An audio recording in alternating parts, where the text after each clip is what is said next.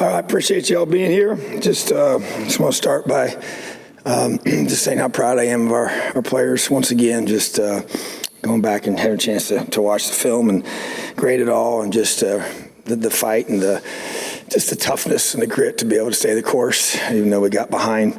And even in the second half when they scored and we were down by 17 again, and our guys just kept battling. So just a testament to their character, and they're just staying together.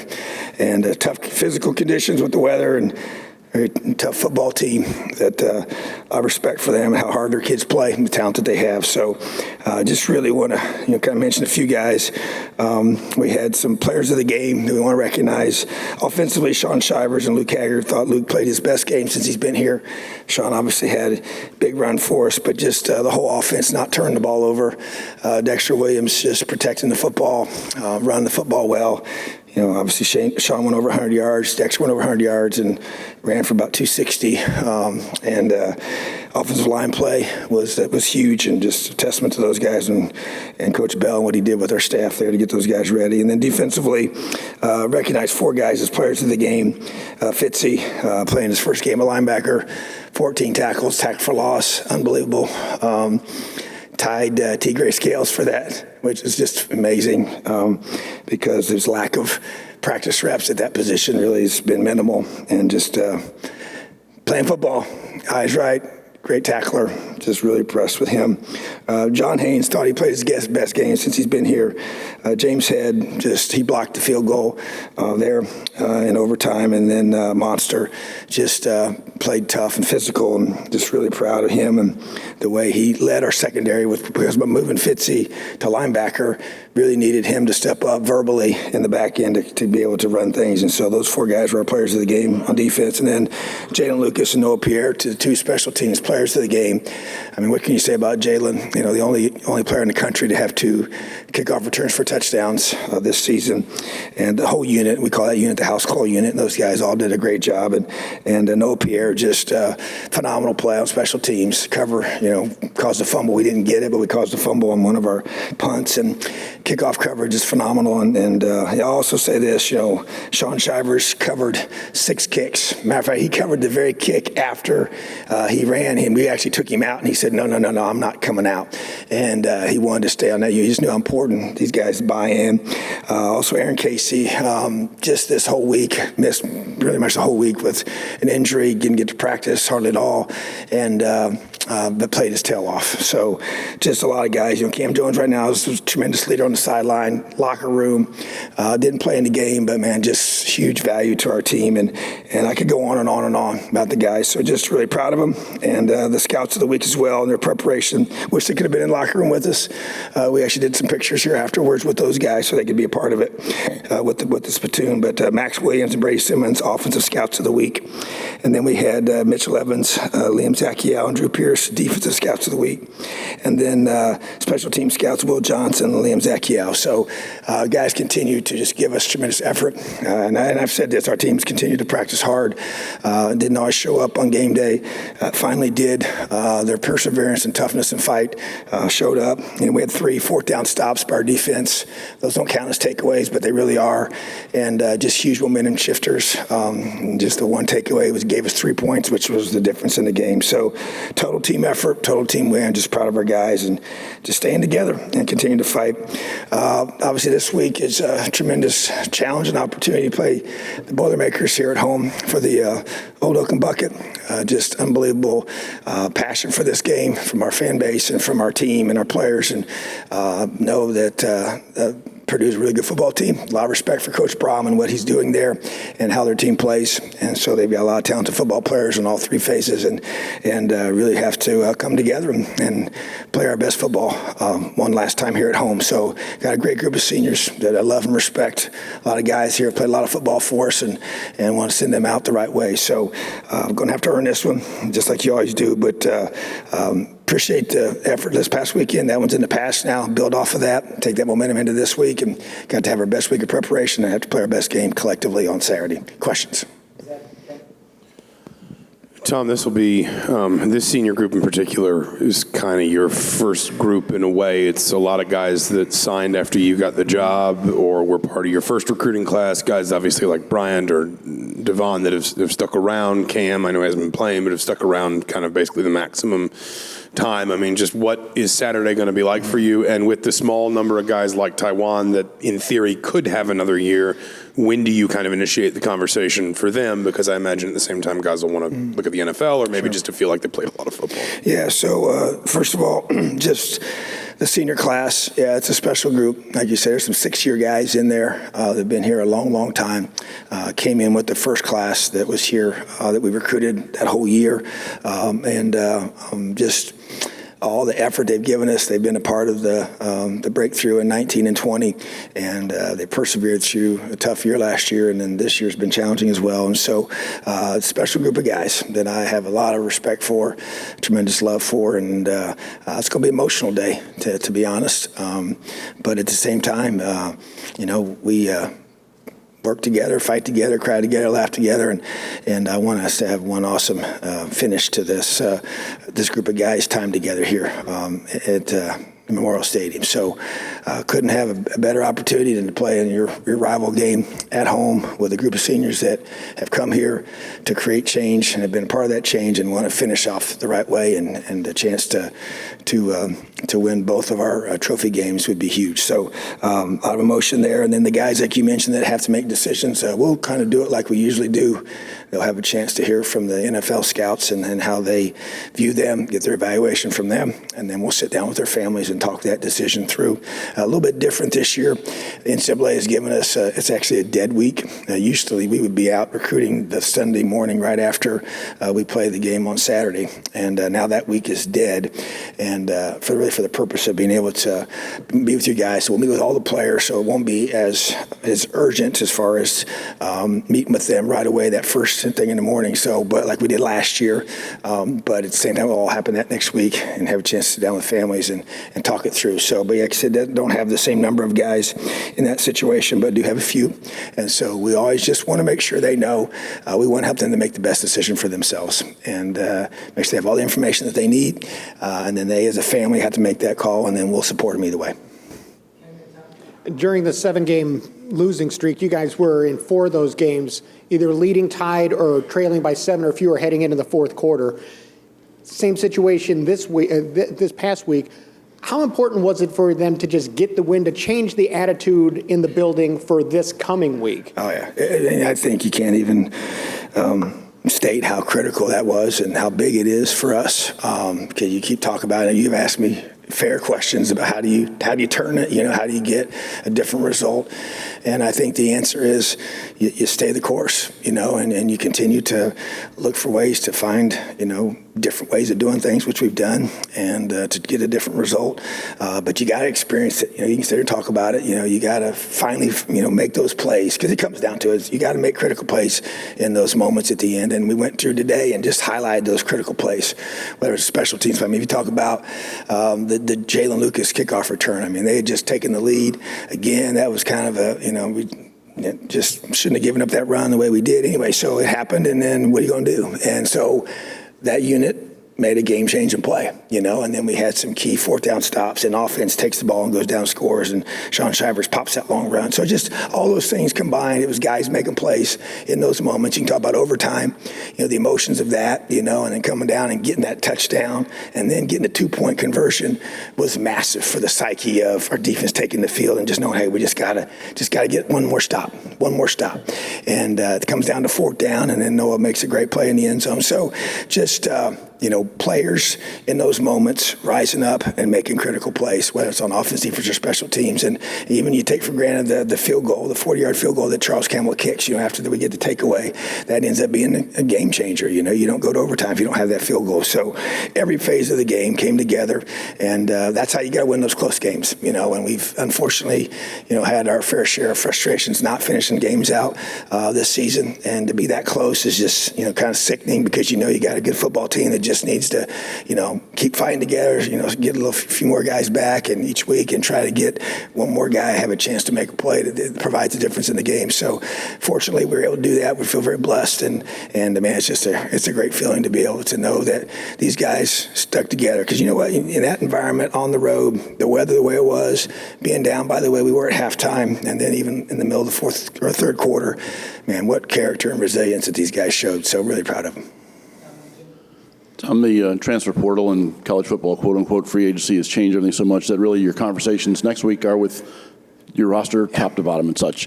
How much does it help, considering how tough these last couple of months have been, for all those guys to enjoy the euphoria of that win on the field and in the locker room and on the flight home and that, just to have a good taste back in their mouth after a rough couple of months? Yeah, like I said, I don't know that you can put a value on it that would, justifiably explain it. I think that, we are in a different era. It's unlike anything I've ever experienced. Never thought it would ever become this, when you first start coaching, and probably even 5 or 6 years ago, never even thought about anything like this. And so everything you do is just really trying to find a way to make sure the guys that are on your team understand their role, their value, how we see them developing for their future, and you got to be constantly selling that. I mean, you didn't even think about some of those things in regards to, you did it as a built-in part of what you do, but to have the conversations with guys to try and keep them, before you're always meeting with them to try and map out the next step for them. Hey, what's the next few months going to look like when we come back after the season's over? Now you're having conversations about convincing them to stay, and sometimes it may even be pretty blunt conversations, but at the same time, that can't just happen right then. There's been a lot of things that have built up to this, and it's been a hard season, and guys get frustrated, and everybody wants to win, and I want to win as much as anybody, and so, but you just stay true to who you are, and you want guys that want to be here, and now they have an opportunity to move around more than ever before, and so I still want to. Doesn't change. You want to keep the right guys here, and I want guys, like I said, that have the passion for this program and have the belief that we can, do special things here together. But you got to be proactive with it. I mean, we talk about it all the time as a staff, and it doesn't make you, I don't want it to make us hold guys less accountable. I don't want to ever change that. But you also got to make sure that they don't assume anything. They need to know how you feel about them. They need to know the plan for them. They need to know exactly how you see them being a part of our future. Because I think that's kind of what they want. That's what they want to be. And their families want to know that as well. So, it's definitely added a whole new dimension to everything that we do. And so now you used to think, hey, when the season finishes, you go out and recruit your class. So now season ends, you do that, and you have to recruit your own, which is a whole new, and it's never going to change. It'll be this way from, now moving forward. Coach, with how the season has gone and getting this unbelievable emotional win this past week, you go into probably the most emotional game of the season. How important is it to get a win at the end of the season to carry that momentum forward versus having that loss and having that taste in your mouth for afterwards? And I think, you got to continue, as we said today to our players, and I said, man, this is the biggest game of the season. Why? Because it's the next one. I get it. We understand we're playing for a trophy, and a trophy that means a whole lot to this university. So, every year this game has tremendous value, and the stakes are very, very high. I think it's elevated because of the kind of season we've had, and for us to be able to continue the momentum that we were able to generate last week, and have one of the greatest comebacks that we've ever had in our program in a long time. First time winning, in back-to-back games in East Lansing in 53 years. That's history that doesn't happen very often. We got a chance to be a team that has, not many teams have won both of those in the same year. It's happened only 5 times in the history of our program, to win both the Brass Platoon and the Oaken Bucket in the same year. So the last time it happened here was 2016. So I did not get a chance to play for the Bucket in 2020. So, but the bottom line is that tremendously important game, but you know what? They all are, but it is not just the mixed game. Okay, it does have tremendous value. There's a lot of things that go into this, and then our guys are going to understand that as this week plays itself out. We want them to understand the history of the bucket, and they want to know exactly, what it means, where it came from, why we have a bucket, and because we got 40 new guys on our team that weren't here last year, and we have a new coach on our team, so we're going to make sure. And Coach Deal, who's our staff historian, he'll do a great job. We started that process this morning, and we'll have another one tomorrow, and then on Wednesday, and on Thursday, and on Friday. So, but yeah, this is a great opportunity for our program, and we want to make sure that we send these seniors out the right way in their last home game at Memorial Stadium. Tom, over here. When you talk about the culture of the program, and when you see what Aaron Casey did, what Brian Fitzgerald did, how much does that reflect the culture of the program, what you're trying to get them to buy in? And obviously it also reflects their own character. Yeah, I think that it's a direct reflection of their character, and I think that's probably the best way to start, because that's where it all starts, is the individual character of your players, and then that has to transcend into their buy-in to your program, and them wanting to do whatever they got to do to find a way to get on that field. And when they get on that field, find whatever they got to do to make a play to help this team be successful. And then, like I said, even a guy like Sean Shivers, who has just only been here for a year, I mean, that guy refused to be taken out of the game after he just ran almost 80 yards for a touchdown to go cover a kick, and covered 6 kicks because he wanted to. And I could go on and on about the unselfishness of these guys, and sometimes guys get late in the year and the year hasn't gone the way you want it to go, and you start thinking about your future, and I don't know, Cam Jones is busting his tail to play on Saturday, and we still don't know yet if he's going to play. He was out there today trying to work through it, but I'm telling you, that's not normal. Okay, I've been doing this a long, long time, and that's special. And we got a locker room full of these guys that care a whole lot about this program and this university and those who they represent, and they love this team, and they're living out LEO, and that's where the culture piece comes in. I mean, you can talk about it all you want, but it's I don't care how much movement you have as the portal creates it and all the different things with NIL. It still comes down to guys on your team that care more about the guys around them than they care about themselves, and that's getting harder and harder to build that, and I get it for a lot of different reasons, but to me it's still what makes a team special, especially in the sport of football. It takes so many people to make Jalen Lucas have a chance to go 88 yards for a touchdown on a kickoff return. Those other 10 guys on the field got to do their job, every single one of them. One guy doesn't do his job, and it doesn't happen. And so it's a great sport that we play in football, and the culture is huge, the locker room is huge, and I know it gets tested, and it absolutely does. And but when you have strong leaders, you're able to withstand the tests that come and the storms that come, because it doesn't say if they come, it's when they come in this life, and that's why this is such a great teacher of that. So really proud. Even a guy like A.J. Barner, who's battled injuries this whole year. I mean, he makes 2 huge catches. It was hard for us to throw the football and everything with the weather, and just wasn't, but we were running the football well. But anyways, he comes to the end and makes 2 massive plays. He's had a tough year because he's just never really been, super healthy, and I'm just so proud of him. He's one of our leaders, and like I said, there's many guys that I could say about that. I got Zach Carpenter, who's broke his thumb, or not, had issues with his thumb, and then now he's got snap with his left hand. I mean, I've never coached a guy that's been able to do that, and in those conditions, and have good snaps, So just on and on, guys just exhibiting character and toughness, and it's like you said, it starts with themselves individually, and then it just spills over into the team. Coach, because of the weirdness of the last few years, you haven't hosted Purdue since 2018, I guess it is. Yeah. I'm sure you've been asked this in the past, but because it's a weekend when the students aren't here, do you have a preference on maybe, with Big Ten scheduling changes, coming? Well, I mean, I'm with you. I mean, I just want to have the best crowd we can, and I hate it that they don't get to have a chance to do that. So, I don't have any say-so whatsoever in the scheduling. But yeah, I mean, to me, you just want your rival game to be a game where everybody's here. All the students are here and everybody in full force. So yeah, that would be, I'm all in for that. There's no doubt about it, So you want, I've been other places where you have rivalry games, and they've often fallen this weekend. And so you got to try and find ways, different days we play on. We played at Thanksgiving Day when I was at Ole Miss. We played on Friday night when I was at South Florida against Central Florida. So that was a big game. And so just, the place you've been, we played, I tell you what, you always go back to, you think about rivalry games, the the Monon Bell game between DePaul and Wabash is intense and as awesome and as great as it gets, But so just those games always being played this time of year. So I guess it's always going to have an issue with the calendar maybe. But yeah, I just think when I think of those games, I think of the crowds, the atmosphere, and just the intensity of it just goes to another level. So I'd love to see it to be there. Everybody can be there that wants to be there.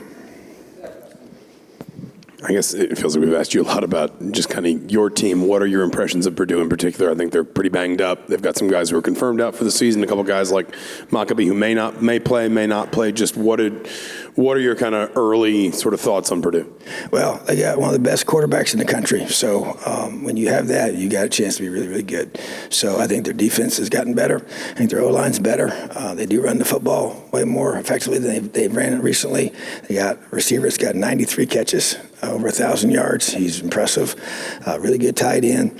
Their defense plays hard, and their special teams has been effective. So, I think we're all beat up this time of year. I don't think anybody's got a full roster of guys, and so it's probably relative to this point. So whoever's available, whoever's healthy, is going to go out there, and Coach Brom does a great job. Their kids play really, really hard, and they're always well prepared, and they got a lot of talent. So really good football team, and they got a chance, based on how things play out, to still be in the mix to win the West, So that's just a testament to their season and the way they've done things there. So obviously a lot of respect for them, a lot of good football players on that team, and we got to fight and claw and scratch to try and find a way to win this very, very important Old Oaken Bucket game. Awesome. Have a great day. Elio.